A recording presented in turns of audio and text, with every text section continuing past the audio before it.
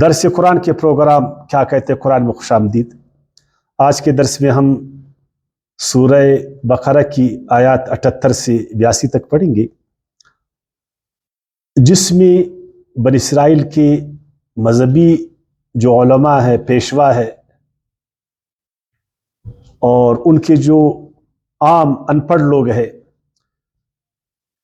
ان کی مذہبیت، مذہبی عقیدہ اور مذہبی رویے کو بیان کیا گیا۔ تو یہ ہمارے لیے ضروری ہے کہ ہم یہ سیکھیں، یہ سمجھیں کہ اس رویے کو جو بنی اسرائیل کے علماء نے اپنایا تھا، اس کو اللہ پاک نے قبول نہیں فرمایا۔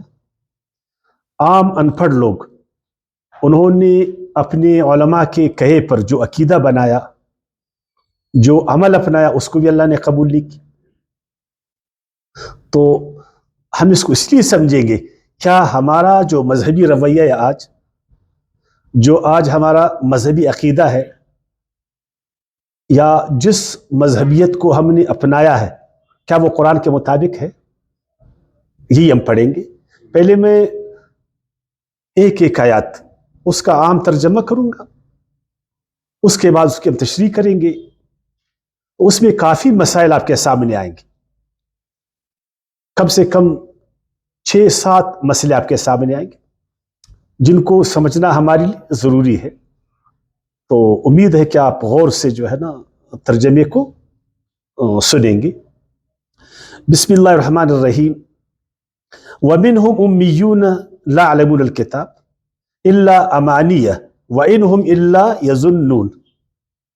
اور ان میں سے، بنی اسرائیل میں سے بعض وہ ہے جو امی ہے، امی کی تشریح ابھی ہم کریں گے۔ لا یعلمون الکتاب، جو کتاب کو نہیں جانتے، الا امانیہ، سوائے اپنی جو خواہشات ہے، جو آرزو ہے، وَإِنْهُمْ إِلَّا يَظُنُّونَ، اور وہ کچھ نہیں، صرف گمان سے کام لیتے ہیں۔ اس میں ایک لفظ ہے امی، کیونکہ مشہور ہے کہ آپ صلی اللہ علیہ وسلم وہ امی تھے، اور امی کا عام ترجمہ ہر علماء کرتے ان پڑھ،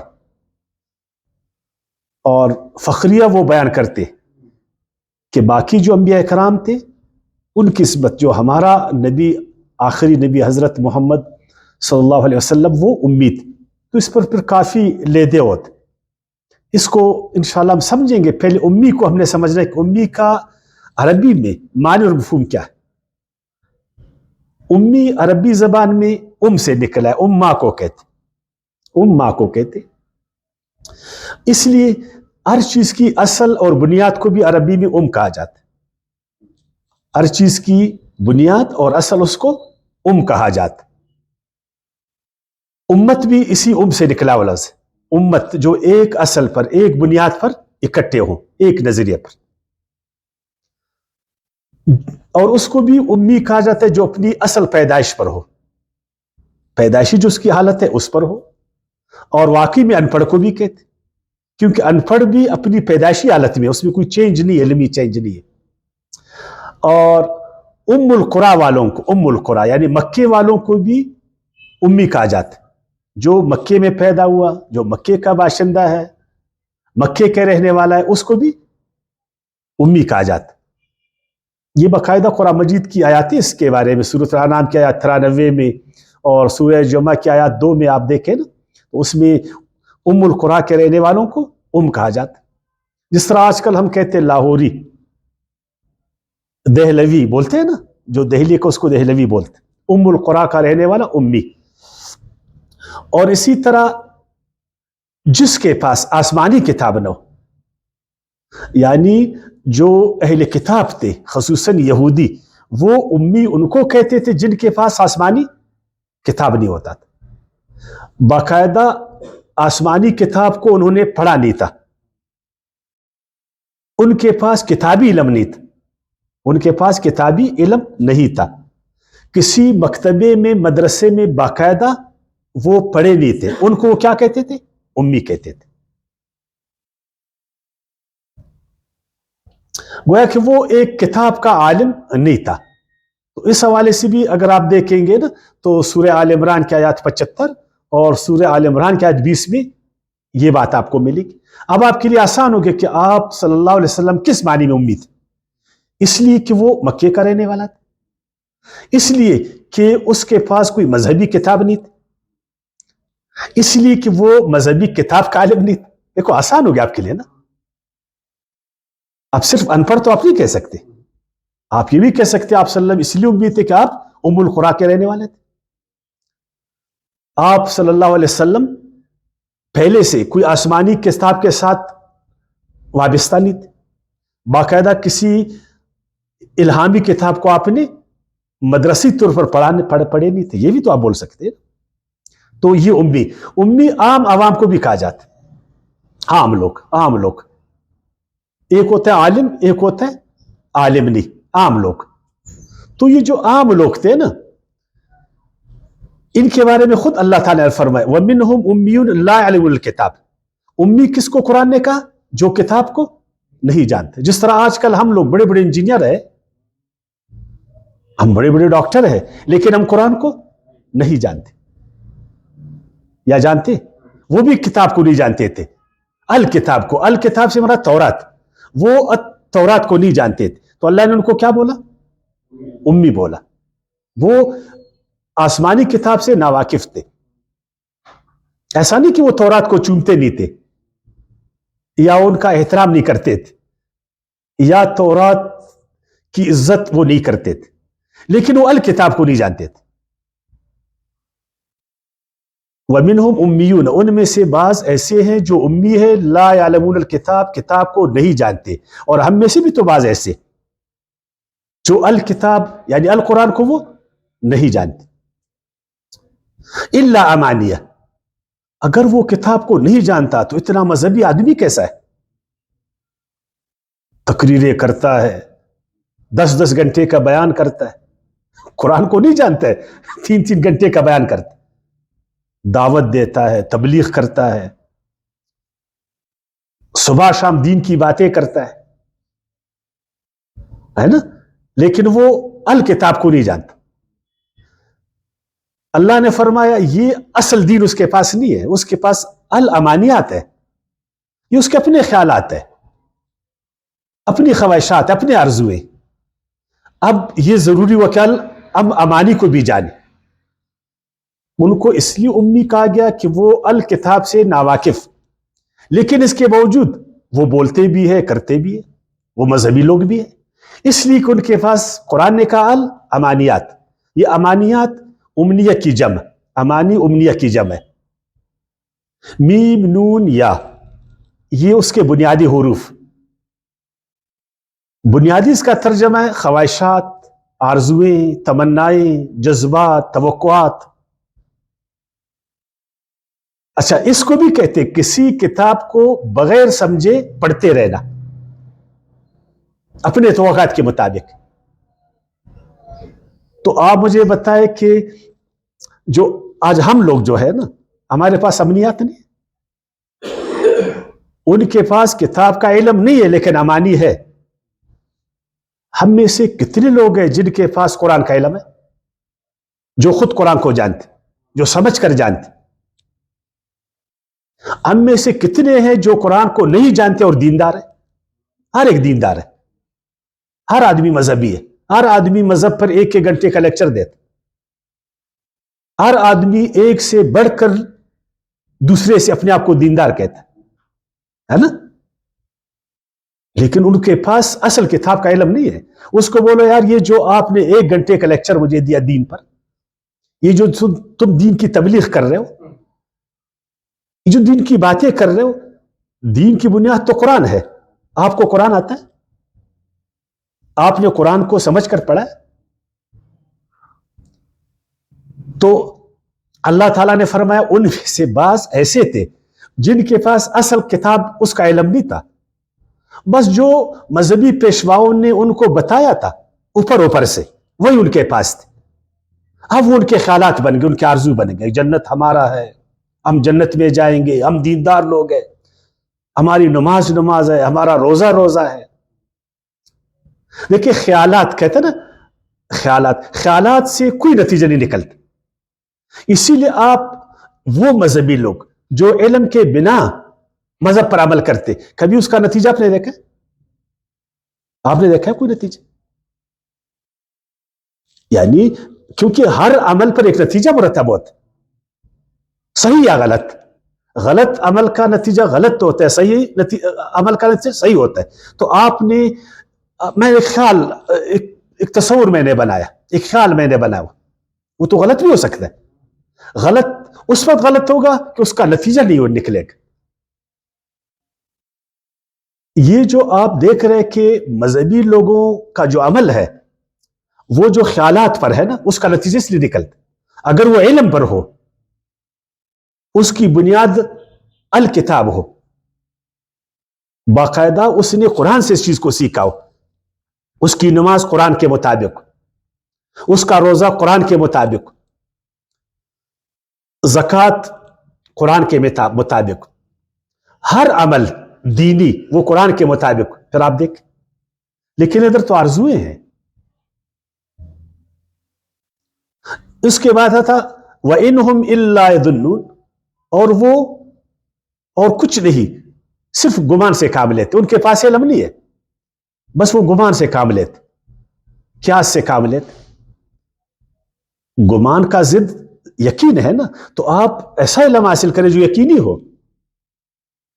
آپ دیکھیں ایک آدمی جا کر مکتب میں داخل ہوتا، مکتب میں، اسکول میں داخل ہوتے ہیں، پھر کالج میں جاتے، یونیورسٹی میں. کیوں؟ کہ وہ چاہتا ہے کہ میں یقینی علم حاصل کروں. تو آپ مجھے بتائیں تھڑے پر ایک آدمی ڈاکٹر بن سکتے ہیں؟ آپ تھڑے پر 10 دن ڈاکٹری کی بات کریں، آپ ڈاکٹر بن سکتے ہیں؟ تھڑے پر انجینئر کوئی بن سکتا ہے؟ تھڑے پر کوئی آدمی عالم بن سکتا ہے؟ اس لیے لوگ یقینی علم حاصل کرنے کے لیے مکتبوں میں جاتے ہے نا، اور پھر وہاں کوشش کرتے کہ ہم یقینی کتابیں پڑھ لیں. اور جو لوگ یقینی مکتب میں کتابیں نہیں پڑھتے، یقینی کتاب نہیں پڑھتے، وہ صرف وہم و گمان ہوتا ہے. بس دوسرے بھی بیچارے اس کے پیچھے لگے ہوتے. اگر آپ اس کو کنگالیں نا تو اس کے پاس یقینیات کچھ بھی نہیں ہوگا سوائے ظن کے. یہ ان کی حالت تھی.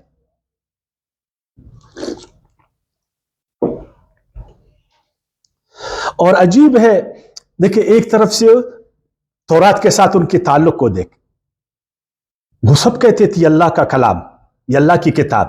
تورات میں جتنی کتابیں تھے یہ اللہ کی کتابیں سے، یہ انبیاء اکرام پر نازل ہوئی. ان کا وہ تقدس بھی کرتے تھے، تعظیم بھی کرتے تھے، عزت دیتے تھے، احترام دیتے تھے، اس کو پڑھتے تھے باقاعدہ. لیکن اس کو سمجھتے نہیں تھے، اس کو سمجھتے نہیں تھے. اور یہی صورتحال آج ہماری ہے. کون سا مسلمان ہے جو قرآن کو عزت احترام نہیں دیتا؟ کون سا مسلمان ہے جو قرآن کو اچھے غلافوں میں، اوپر طاقوں میں نہیں رکھتے؟ کون سا مسلمان ہے جو قسم قرآن کا کھائے اور وہ یہ نہ سوچے کہ یہ میں عزت کے لیے کرتا ہوں؟ لیکن بہت سارے ہیں کہ وہ قرآن کو نہیں جانتے. وہ اس کے پاس بھی یہی اپنے آرزو، اپنے تمنا، میں حق پر ہوں، میں جنت میں جاؤں گا، میری نماز ہے، میرا عقیدہ ہے، تم غلط ہو میں صحیح ہوں، میں مسلمان ہوں تم کافر ہو، ہے نا. یہ خیالات ہے. ایک آدمی جو ہے نا زن سے ڈاکٹر نہیں بنتا ہے، زن سے کوئی انجینئر نہیں بنتا ہے، زن سے کوئی پائلٹ نہیں بنتا ہے، یا بنتا ہے؟ اسی طرح زن سے ایک آدمی عالم بھی نہیں بنتا. اور سب کو معلوم ہے کہ یقینی دین وہ ہے جو اللہ تعالیٰ نے آسمان سے اپنے نبیوں پر نازل کی، ہے نا. یقینی علم تو وہی ہے. اور آخری بار اللہ پاک نے اس کو قرآن مجید کی شکل میں نازل فرمائے. یقینی تو یہی ہے نا. تو کتنے لوگ پھر یقین کو جانتے؟ کتنے مسلمان یقینی کتاب سے علم حاصل کرتے؟ اور کتنے مسلمان یقینی کتابوں کی بجائے ظن و گمان پر چلتے؟ اس ریشو کو آپ پھر خود نکالیں. شاید یہ بہت زیادہ ہو، بہت ہی زیادہ ہو. بس محض عقیدت میں مبتلا ہے. اور یہ سب نے ان کو امانیات میں کس نے لگایا؟ کس نے لگایا؟ کل ہم لوگوں نے پڑھا تھا نا، جو یہودیوں کے علماء تھے انہوں نے چاہا کہ تورات کا علم عوام کو نہیں ملے، عوام کو نہیں ملے، تاکہ ہمیشہ جو ہے نا ہمارے نیچے رہے، ہماری سعادت اور سعادت جو ہے نا ان پر قائم رہے، ان کو ہم علم نہیں دیں گے. اور ہمیشہ مذہبی جو پیشوا ہوتے وہ عوام کو یقینی علم نہیں دیتے، ان کو قصے کہانیوں میں لگاتے، اصل چیز کو اپنے ساتھ رکھتے، اصل چیز اپنے ساتھ، اور نقل جو ہے دوسروں کو دیتے. یہ ان کے علماء نے ان کو ان عقیدتوں میں مبتلا کیا تھا. دوزخ تم پر حرام ہے اور جنت تمہارے لیے ہے. وہ سورہ آئے گا نا، بھی آگے ہم پڑھ رہے ہیں نا، لن تمسن النار الا ایاما معدودہ، ہمیں آگ نہیں چھوئے گا سوائے چند دنوں کے. لن يدخل الجنت الا من كان هودا ونصارى، جنت میں ہرگز کوئی نہیں جائے گا سوائے یہودی نصارہ کے. نحن ابناء اللہ و احباؤہ، ہم اللہ کے چہتے ہیں. یہ کون بولتا ہے ایسا؟ یہی وہم و گمان والے بولتے. آج کون لوگ بولتے ہیں کہ ہم دوزخ میں نہیں جائیں گے؟ کون سے مسلمان بولتے؟ وہ بولتے جس کو قرآن کا علم نہیں ہے. اگر اس کو قرآن کا علم ہوتا وہ ایسی بات کہہ دیتا تھا. وہ تو پہلے دیکھتا تھا کہ میرا عمل قرآن کے مطابق ہے یا نہیں ہے، میرا عقیدہ قرآن کے مطابق ہے یا نہیں ہے.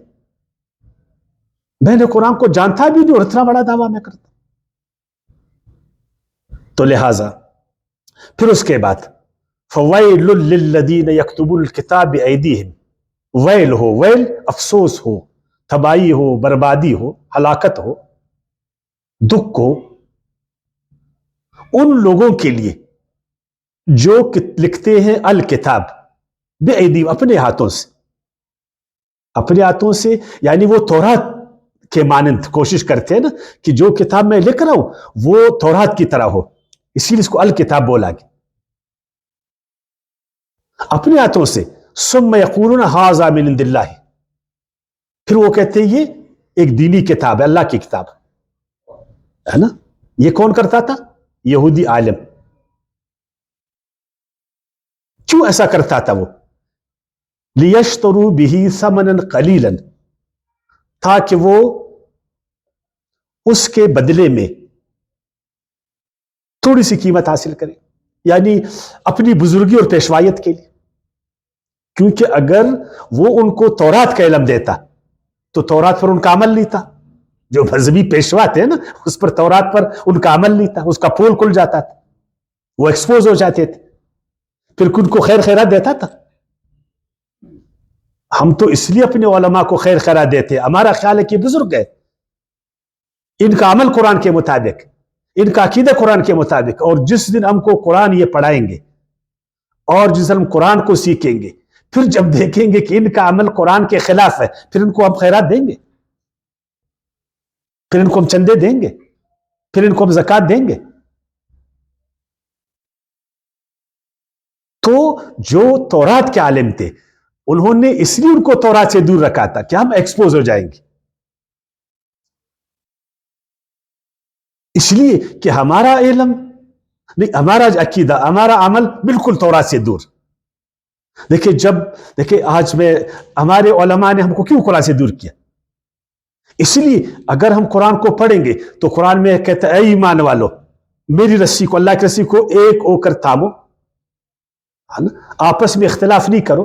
تم تو پھر اپنے علماء کو بتائیں گے نا اب کہ بھائی قرآن میں تو ہے تم ایک ہو جاؤ، تم آپس میں کیوں اختلاف کرتے ہو؟ کیوں تم نے امت کو پارا پارا کیا؟ کیوں اس کو تم نے ٹکڑوں میں بانٹا؟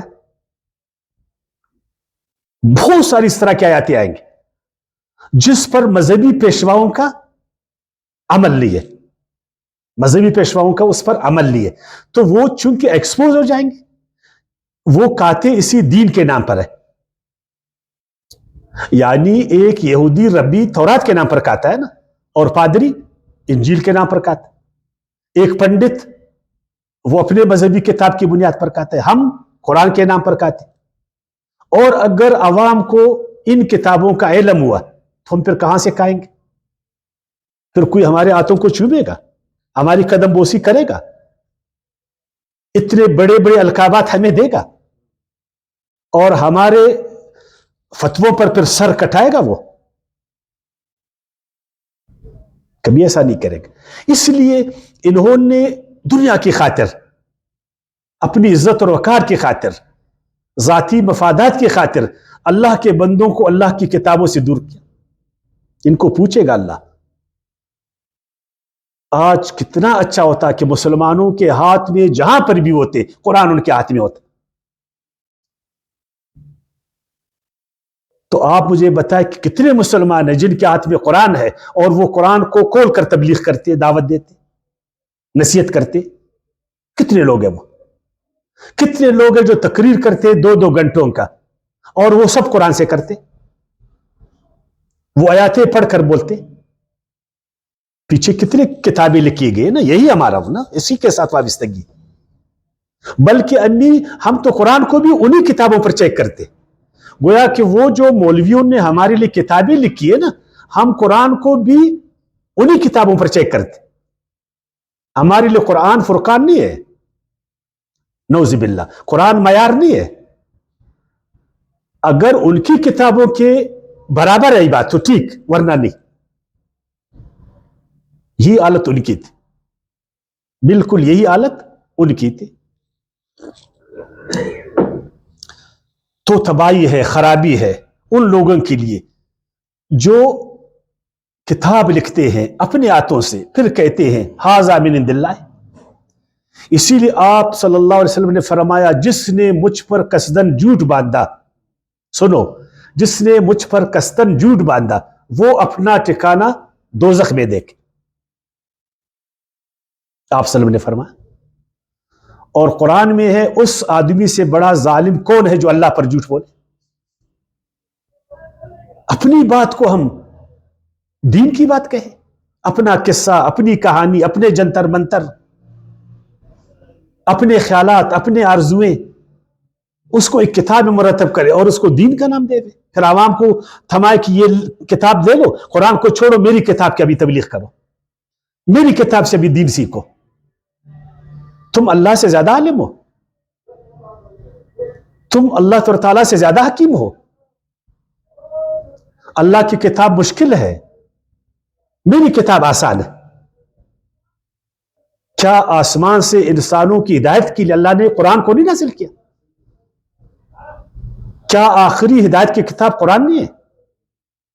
کیوں پھر تم لوگوں نے مسلمانوں کو قرآن سے دور رکھا؟ کیا وجہ ہے؟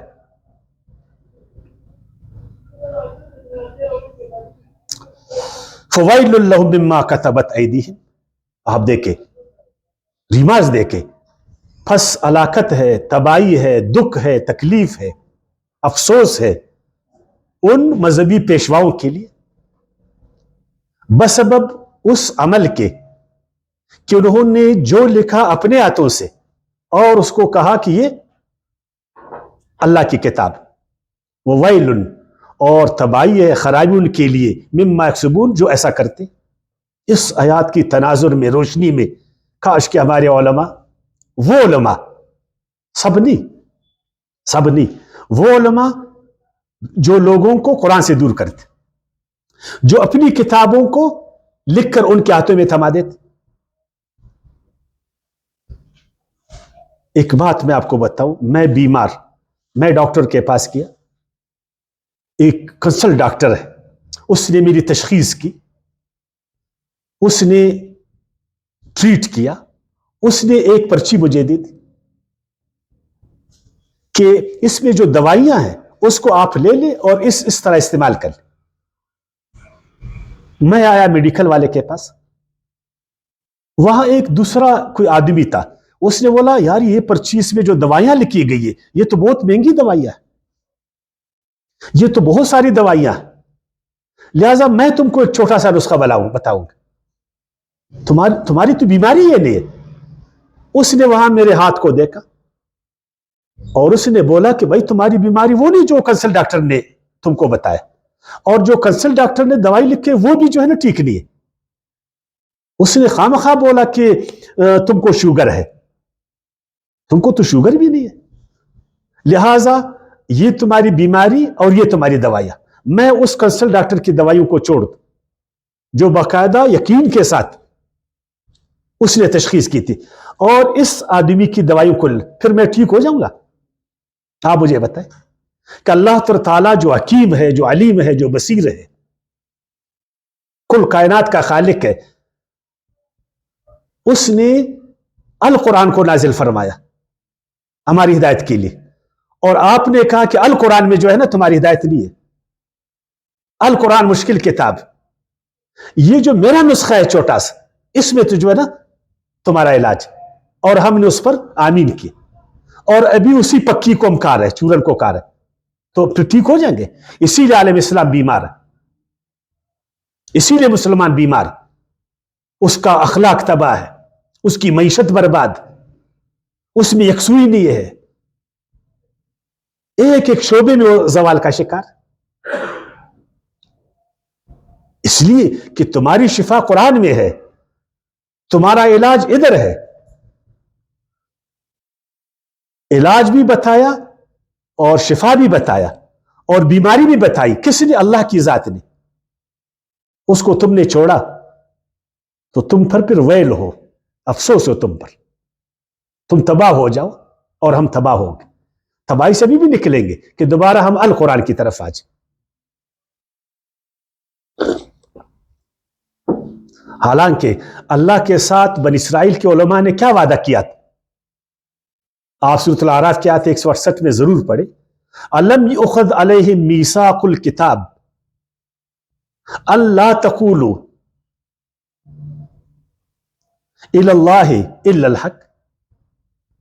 کیا ان سے اللہ نے وعدہ نہیں لیا تھا کہ وہ نہیں بولیں گے اللہ پر مگر حق؟ سورہ اعراف کی آیت 168 میں.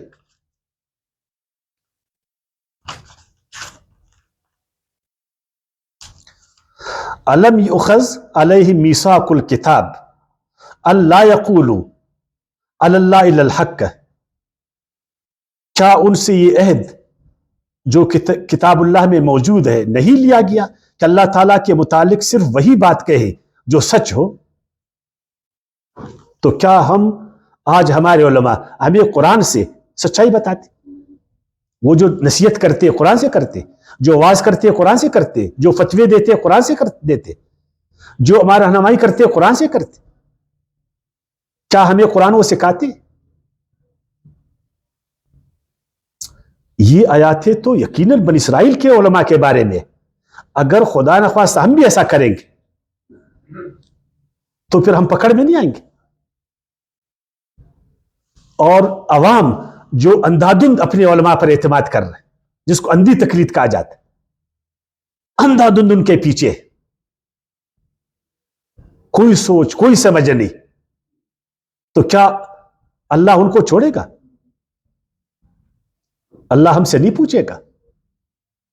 فَوَيْلٌ لَهُم مِّمَّا كَتَبَتْ أَيْدِيهِمْ.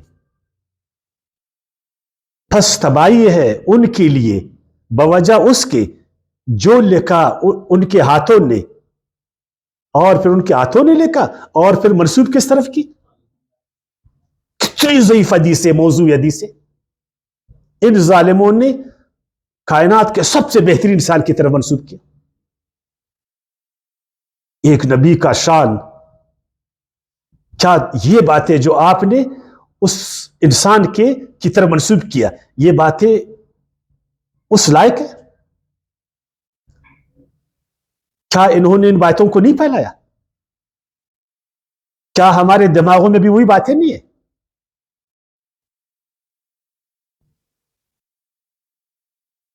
لیکن اپنی باتوں کو منوا کر رکھا انہوں نے. آج کسی کے ساتھ بات ہو رہی تھی گھر میں, بچوں کے ساتھ آبادی پر بات ہو رہی تھی, تو میں قرآن سے استدلال کر رہا تھا, قرآن کی آیتیں پڑھ رہا تھا, وہ آگے سے قصے کہانیاں مجھے کر رہے تھے اور بتا رہے تھے کہ تم غلط تو ہم صحیح ہے. جو ہمارے قصے ہیں, جو ہماری کہانیاں ہیں من گڑت, جو وہ صحیح ہے وہ, اور آپ جو قرآن سے استدلال کر رہے ہیں وہ صحیح نہیں ہے. کیونکہ بہت سارے لوگ مہمان آئے تھے نا, مہمانوں میں ایسی بات چل رہی تھی.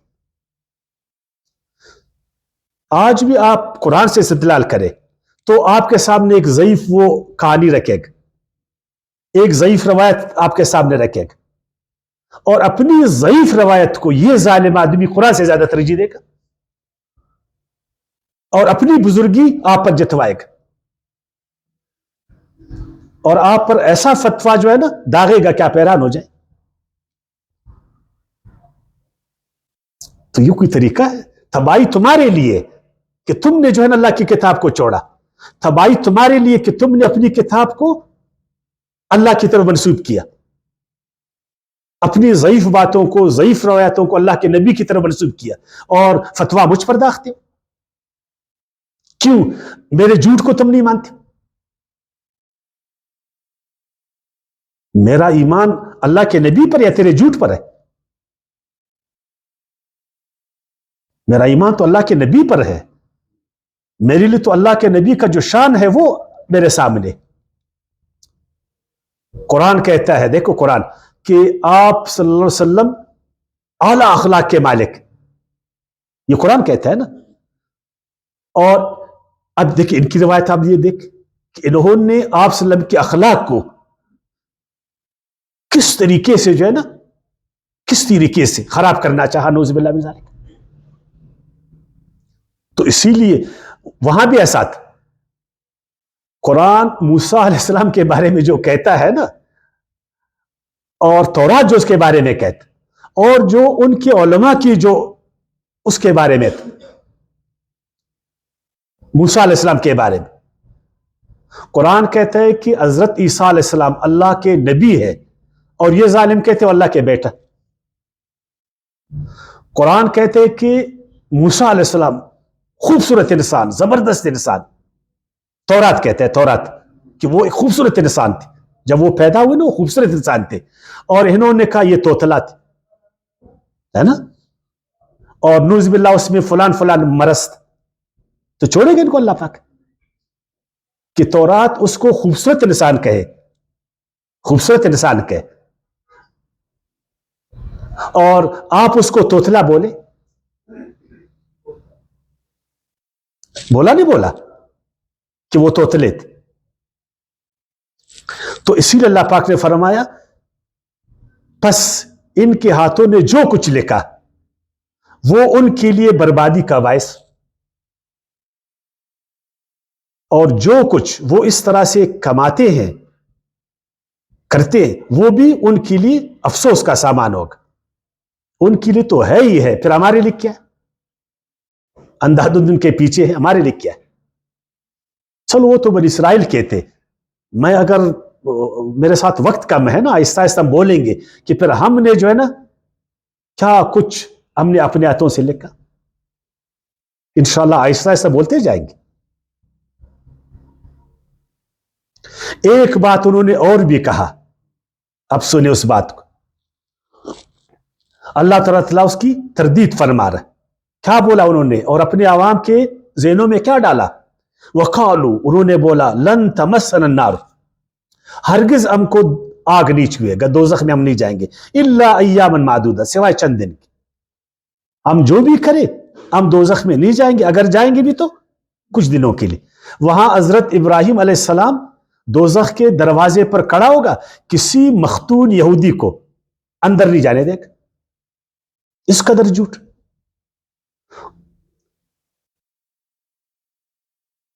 قل, کہیے اے رسول, اتخذتم عند اللہ, کیا لے لیا تم نے اللہ کے ہاں سے عہدن, کوئی عہد, فلن یخلف اللہ عہدہ, کہ ہرگز خلاف نہیں کرے گا اللہ اپنے اس عہد کے. ام تقولون علی اللہ ما لا تعلمون, یا تم اللہ کے بارے میں وہ باتیں کہتے ہو جو تم نہیں جانتے. کیا ہم ایسا نہیں بولتے؟ یاد ہے آپ کو وہ بات, اگر کسی نے 99 قتل کیا, ایک اور بھی کرے اور اخلاص کے ساتھ توبہ کرے تو کیا ہوگا؟ وہ قرآن کیا کہتے ہیں؟ ایک انسان کو جس نے قتل کیا قصدن, تمام انسانیت کو قتل کیا, ابدالآباد وہ جہنم میں جائے گا. بولے گا, قرآن ایسے ہی بولا ہے نا. اور ہم کیا بولتے ہیں لوگوں کو؟ اگر آج قرآن سے ہم واقف ہوتے تو اس قدر انسانوں کا خون بہتا. جس قدر ہم حیوانوں کی حفاظت کرتے ہیں نا, انسانوں کا نہیں کرتے. کس قدر اپنے ہاتھوں سے انسانوں کو مارا. پھر اس کے بعد کیا ہوتا؟ اس کے بعد ہم حج پر جاتے, اس کے بعد ہم عمرے کرتے, اس کے بعد پھر ایک شرعی وضع کا اپناتے. یہ یہودی, ان کو بھی تو ان کے جو عام علماء نے ان کا یہ عقیدہ بنا. تورات میں نے آپ کو 10 احکامات بتائے تھے نا, 10 احکامات. شرک نہیں کرنا ہے, زنا نہیں کرنا ہے, توحید پر قائم ہونا ہے, کسی کو قتل نہیں کرنا ہے, جھوٹ نہیں بولنا ہے, ہمسائے کا خیال کرنا ہے. لیکن پھر عمل کیوں نہیں ہے؟ آج بھی آپ ایک سروے کریں, جدھر مذہبی لوگ رہتے, چاہے وہ عیسائی ہے, یہودی ہے, مسلم ہے, ہندو ہے, بدھسٹ ہے, جو بھی ہے نا, ادھر آپ جائیں گے آپ کو عمل بہت کم ملے گا. کیوں کم ملے گا؟ اس لیے کہ بس وہ کہتے ہیں کہ ہم جنتی ہیں, ہم اللہ کے چہتے ہیں, ہم سے کوئی پوچھ نہیں ہوئے گا. اب قرآن نے کیا کہا, کیا فرمایا, اس کو بھی آپ دیکھ لیں. بلا, ایسی بات نہیں ہے. سنو, من کسب سیئۃ واحاطت بہ خطیئتہ, جس نے کیا کوئی گناہ, واحاطت بہ خطیئتہ, اور گھیر لیا اسے اس کے گناہ نے, فاولئک اصحاب النار, وہ کون ہے؟ وہ دوزخی ہے, گناہگار. یعنی اتنے گناہ اس نے کیے, گناہ پر گناہ اس نے کیا, ایک قتل, دوسرا قتل, تیسرا, چوتھا, پانچواں, چھٹا, ساتواں, 99 تک لے گی. تو یہ بہت بڑا گناہ ہے, چھوٹا گناہ ہے؟ کدھر یہ جائے گا؟ اور یہ ہمیں کیا بتاتے کہ وہ معاف ہو جاتا. گناہ ہر ایک سے ہوتا ہے, توبہ بھی ہے قرآن میں, لیکن ایک طریقہ ہوتا ہے نا. ہم فیہا خالدون, وہ وہاں ہمیشہ رہیں گے. کیوں؟ آپ نے پڑھا نا قرآن میں, فَمَن يَعْمَلْ مِثْقَالَ ذَرَّةٍ خَيْرًا يَرَهُ وَمَن يَعْمَلْ مِثْقَالَ ذَرَّةٍ شَرًّا يَرَهُ. جو ایک ذرے کا خیر کرے گا اس کو پائے گا, ایک ذرے کا برا کرے گا اس کو بھی پائے گا. فَأَمَّا مَن ثَقُلَتْ مَوَازِينُهُ فَهُوَ فِي عِيشَةٍ رَاضِيَةٍ, جس کے اچھے اعمال زیادہ ہوں گے وہ جنت میں جائے گا. وَأَمَّا مَنْ خَفَّتْ مَوَازِينُهُ, اور جس کے اچھے اعمال کم ہوئیں گے, برے اعمال زیادہ ہوئیں گے, فَأُمُّهُ هَاوِيَةٌ, اس کا ٹھکانہ دوزخ ہے. یہ قرآن کہتا ہے. اب جو انہوں نے باتیں لکھی ہے, انہوں نے جو من گڑت باتیں لکھی ہے, اس میں تو ہم سے پوچھا نہیں جائے گا. وہ تو صرف ایک کلمہ شریف ہمارے لیے کافی ہے. بس اس قدر درود شریف پڑھو تم جنت میں جاؤ گے, اس قدر فلان ورد کو پڑھو تم جنت میں جاؤ گے, اور یہ کرو وہ کرو. یہ ہے نا بھائی, نجات کا دار و مدار ان باتوں پر نہیں ہے. اللہ نے فرمایا والذین آمنوا وعملوا الصالحات اولئک اصحاب الجنہ, جنت میں کون جائے گا؟ ایماندار آدمی جائے گا, جس کا ایمان قرآن کے مطابق صحیح ایمان, اور جس کے اعمال جو ہے وہ صحیح ہو, درست. ہم فیہا خالدون, وہ اس میں جائیں گے. لیکن انہوں نے کیا آخری بات کہتا ہوں نا, یہ جھوٹ آخر ان مذہبی پیشواؤں نے کیوں پھیلایا؟ ایک تو وہ بات کہ انہوں نے اپنے مفاد میں, ایک اور وجہ بھی ہے. آپ انجیل میں ایک کتاب, انجیل کے بعد رومیوں کے نام, ہے نا, رومیوں کے نام, تو وہاں جو سینٹ پولس ہے, بہت بڑا اس کا نام ہے, عیسائیت میں بہت بڑا نام. وہ ورس 3:7 میں کیا لکھتا ہے, سننا اس بات کو پھر انشاءاللہ ختم کریں گے. وہ لکھتا ہے نا, وہ کہتا ہے اگر میرے جھوٹ کے سبب سے خدا کی سچائی اس کے جلال کے واسطے زیادہ ظاہر ہوتی تو پھر کیوں گنہگار کی طرح مجھ پر حکم دیا جاتا, اور ہم کیوں برائی نہ کرے تاکہ بھلائی پیدا ہو, ہم کیوں جھوٹ نہ بولے تاکہ سچ جو ہے یہ مصیبت. انہوں نے اس لیے جھوٹ بولا نا تاکہ جھوٹ سے سچائی کو ثابت کرے. جھوٹ سے سچائی ثابت ہو سکتی, گناہ سے نیکی بڑھ جاتی. ایک ضعیف بات یقینی بات کا درجہ رکھتا ہے, کدھر گمان کدھر یقین. کاش کہ ہم اس چیز کو جانتے, مگر ہم پولس کے پیروکار بنے گئے اور خود بھی جھوٹ کے پیچھے اور عوام کو بھی جھوٹ کے پیچھے لگا, اور اس توقع کے ساتھ کہ ہم کو جو ہے نا یقین ملے گا, ہم کو جنت ملے گا اور ہم کامیاب ہو جائیں گے. وما علینا الا البلاغ.